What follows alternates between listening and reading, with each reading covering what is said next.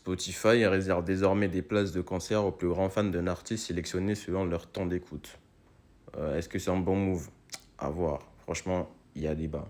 Il y a vraiment, vraiment, vraiment débat. Donc ça veut dire que moi, parce que j'écoute pas un artiste de fou malade, je peux pas avoir de place. Et il y a, comment dire, il y a des fans, ils écoutent des artistes, mais sans pour autant vouloir aller en concert, hein. Il y a des gens, ils aiment bien écouter leur artiste avec des AirPods, des écouteurs et tout, et basta. Donc ça veut dire que les gars qui écoutent plus peut-être Jul, ils vont avoir accès aux billets et qu'est-ce qu'ils vont faire? Il y a un moyen qu'ils fassent de la revente.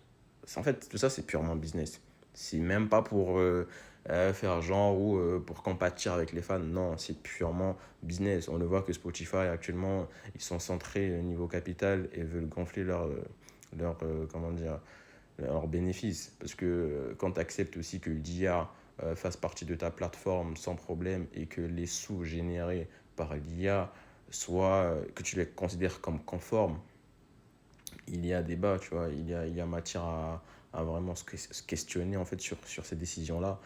Donc, le fait de réserver des places de concert aux plus grands fans, ce que ça peut occasionner, c'est la création de firmes de streaming qui vont, grâce à des robots, streamer en bas, spammer sur des artistes juste pour avoir des places de concert et les revendre à un prix exorbitant. Et donc, qu'est-ce que ça va faire à Spotify? Ça va juste gonfler le nombre d'auditeurs, le nombre de téléchargements de la plateforme, le temps passé sur la plateforme et au final, c'est bénéfique pour Spotify, c'est plus bénéfique pour Spotify que les artistes, que les fans. Vous voyez le délire. Donc, en soi, ce que Spotify ils font, c'est pas ouf.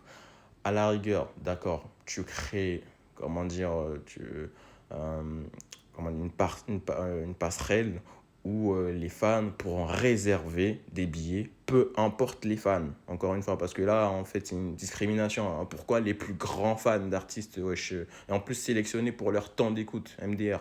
Donc, en tant que fan, toi, ce qui serait bien, c'est que toi, tu ailles sur le site Spotify, du coup, et que via Spotify, tu puisses réserver, en fait, un billet sans pour autant être grand fan, sans pour autant remplir certaines conditions. Vous voyez le délire. Ok, d'accord, vous allez dire, bon, c'est un bon move parce que ouais, les plus grands fans sont récompensés. Mais comment ça récompenser parce que tu écoutes un artiste que tu kiffes? Déjà, ta récompense, c'est de kiffer l'artiste. Et donc, tu seras récompensé parce que tu auras une place de concert. À la rigueur, une réduction, d'accord, tu vois, un truc, une promotion ou un truc pour réduire peut-être de 10%, de 20% les billets, d'accord, ça peut marcher. Mais déjà sélectionné pour avoir des places en concert, les gars, ça va créer un